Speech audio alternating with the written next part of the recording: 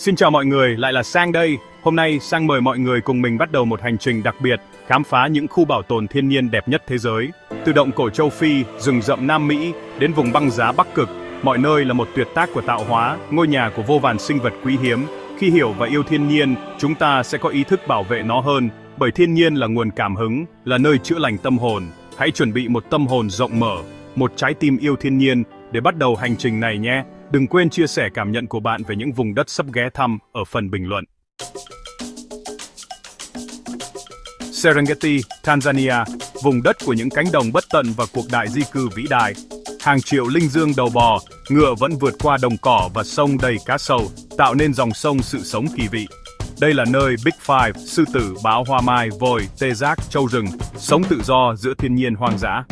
Hoàng hôn Serengeti rực rỡ sắc cam, đêm đen lấp lánh chiều vì sao, âm thanh hoang dã vang vọng. Chính phủ và các tổ chức quốc tế đang nỗ lực bảo tồn hệ sinh thái nguyên sơ này.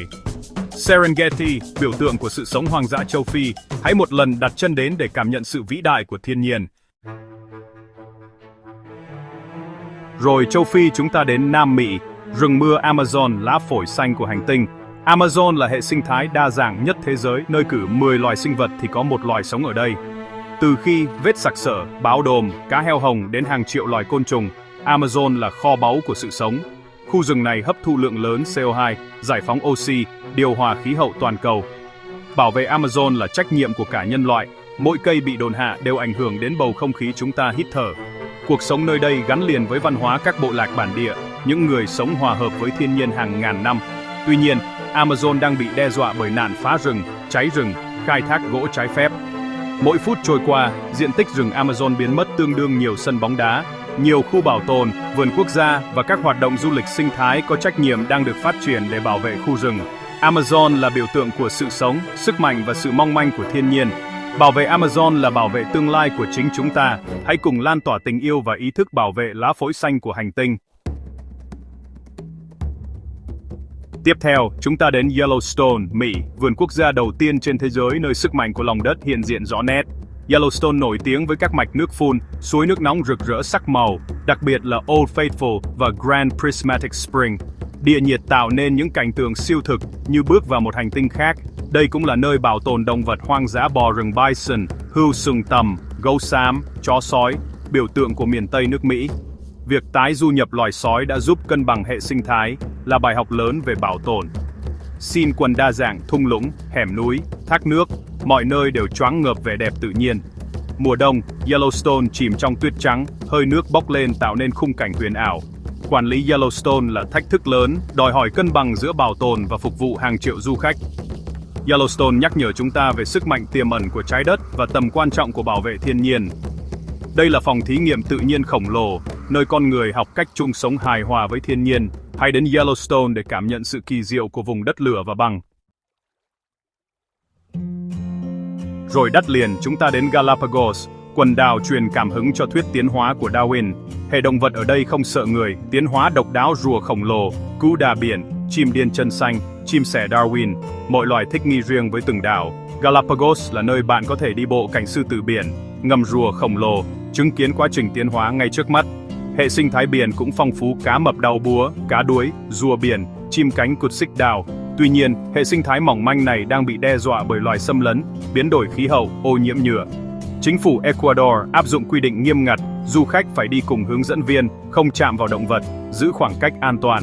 Galapagos là mô hình du lịch sinh thái có trách nhiệm, bảo vệ di sản quý giá của nhân loại. Đây là nơi lưu giữ bí mật về nguồn gốc sự sống, nguồn cảm hứng cho khoa học. Bảo vệ Galapagos là bảo vệ một chương quan trọng trong lịch sử trái đất. Hãy cùng gìn giữ phòng thí nghiệm sống này cho mai sau. Đến Canada, chúng ta ghé thăm Banff, thiên đường giữa dãy Rockies với hồ nước xanh ngọc bích và núi non hùng vĩ. Hồ Louise, Moraine nổi tiếng với màu xanh kỳ ảo do bột đá từ băng hà tạo nên. Banff là điểm đến lý tưởng cho các hoạt động ngoài trời, đi bộ đường dài, chèo thuyền, lái xe trên cung đường Icefields Parkway tuyệt đẹp. Hệ động vật đa dạng, hươu sừng tằm, nải, dê núi, gấu, nhắc nhở chúng ta là khách trong ngôi nhà của thiên nhiên. Mùa đông, Banff biến thành xứ sở tuyết trắng, nổi tiếng với các khu trượt tuyết và suối nước nóng thư giãn.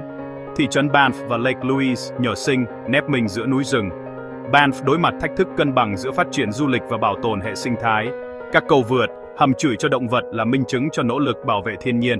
Banff là nơi giúp ta tìm lại sự kết nối với thiên nhiên, cảm nhận sự nhỏ bé của con người trước vũ trụ.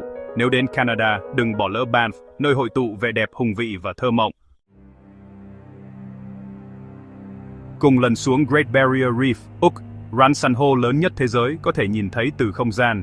Đây là hệ sinh thái khổng lồ nơi hàng ngàn loài cá, san hô, rùa biển, cá mập cùng chung sống. San hô, những kiến trúc sư tí hồn, tạo nên thành phố dưới nước rực rỡ sắc màu. Lặn biển hoặc đi tàu đáy kính, bạn sẽ được chiêm ngưỡng thế giới đại dương sống động, gấp rùa biển, cá hề, cá đuối. Nhìn từ trên cao, rắn san hô hiện ra như bức tranh trừu tượng khổng lồ nổi bật với Heart Reef hình trái tim.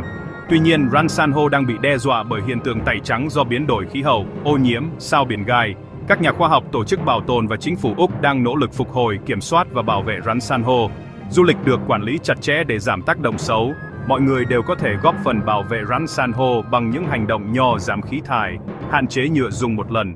Great Barrier Reef là kho báu vô giá, bảo vệ nó là bảo vệ sinh kế và kỳ quan thiên nhiên cho tương lai. Hãy cùng chung tay giúp vườn địa đàng dưới nước này tiếp tục phát triển. Chào mừng bạn đến Kruger, khu bảo tồn động vật hoang dã lớn nhất Nam Phi, nơi lý tưởng để trải nghiệm safari đích thực. Kruger là mái nhà của Big Five và hàng trăm loài động vật, chim chóc sống tự do giữa thiên nhiên. Mọi chuyện safari là hành trình săn anh hồi hộp, đầy bất ngờ. Kruger cũng là thiên đường cho người yêu chim, với hơn 500 loài sặc sỡ. Tuy nhiên, Kruger đang đối mặt với nạn săn trộm, đặc biệt là tê giác. Hãy đến Kruger để cảm nhận nhịp sống hoang dã của châu Phi. Từ châu Phi, chúng ta đến Patagonia, Torres del Paine, Chile, nơi nổi tiếng với cảnh quan hoang sơ, kịch tính và đầy thử thách. Biểu tượng của vườn quốc gia là 3 ngọn tháp đá granite vươn thẳng lên trời, hình thành từ hàng triệu năm xói mòn đó các bạn. Đi bộ đường dài ở đây là một trải nghiệm không thể bỏ qua. Những cung đường như W Trek hay O Circuit sẽ đưa bạn qua thung lũng, rung sỏi, sông băng và những hồ nước xanh ngọc tuyệt đẹp. Thời tiết ở Patagonia rất khắc nghiệt, đôi khi bạn có thể trải qua cả 4 mùa trong một ngày đó. Điều này lại càng làm tăng thêm sức hấp dẫn cho hành trình khám phá. Sông băng Gray là một điểm nhấn đặc biệt, nơi bạn có thể ngắm nhìn những tảng băng trôi màu xanh kỳ ảo. Ở đây có nhiều loài động vật đặc trưng như lạc đà guanaco, đà điểu Nam Mỹ, ken và báo sư tử puma. Tất cả đều đã thích nghi với điều kiện sống khắc nghiệt. Torres del Paine đang đối mặt với nguy cơ cháy rừng do sự bất cẩn của con người, nên các quy định bảo vệ ở đây rất nghiêm ngặt. Đây là một vùng đất nơi thiên nhiên vẫn ngủ trị mạnh mẽ, đòi hỏi chúng ta phải có sự tôn trọng và tinh thần phiêu lưu khi đến thăm. Khám phá Torres del Paine là một cách để thử thách giới hạn bản thân và tìm lại kết nối nguyên thủy với thiên nhiên đó các bạn. Hãy cùng gìn giữ vẻ đẹp hoang dại này cho những thế hệ yêu thiên nhiên mai sau nhé. Đến Indonesia, chúng ta khám phá Komodo, lãnh địa của rồng Komodo, loài thần lẫn lộn nhất thế giới. Rồng Komodo dài tới 3 mét, nặng hơn 70 kg, là loài săn mới đỉnh cao tồn tại từ thời tiền sử. Du khách phải đi cùng kiếm lâm viên để đảm bảo an toàn khi quan sát rồng Komodo trong tự nhiên. Ngoài rồng, Komodo còn nổi bật với cảnh quan đồi núi, đồng cỏ savan, bãi biển hồng độc đáo, nơi cát chôn san hô đổ tạo nên màu hồng tuyệt đẹp. Hệ sinh thái biển ở Komodo đa dạng bậc nhất thế giới, là thiên đường cho thợ lặn với cá đuổi manta, cá mập, rùa biển.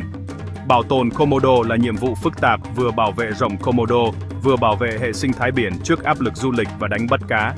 Chính phủ Indonesia đã có nhiều biện pháp mạnh mẽ, kể cả tầm đóng cửa một số khu vực để phục hồi sinh thái. Komodo là ví dụ điển hình về sự hòa quyện giữa động vật hoang dã và cảnh quan thiên nhiên.